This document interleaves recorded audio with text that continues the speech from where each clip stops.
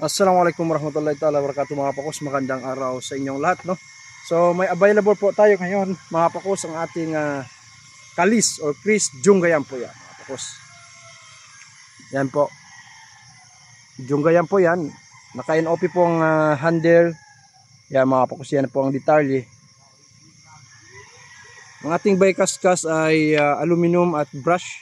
At ang ating punto mga pakos, may ukit na po yan, ay silver pilak po yan mga pakos. Yan. Yan naman ang detalye ng ating scabbard, naka back to back mga pakos. So sa mga gustong bumili nito, PM lang po kayo. Ang oval length nito mga pakos ay nasa 36 inches. Oval length po ng ating Chris or kalis, nasa 36 inches. So ang ating scabbard naman mga pakos ay blade, no? May ukit po ang ating blade. Ay gawa po yan sa molye, no? Sa molye ay nasa 25 inches naman po ang talim nito. Yan mga pakos, maganda po yan. Ang presyo nito mga pakos ay 29,000 pesos with free shipping na po yan mga pakos.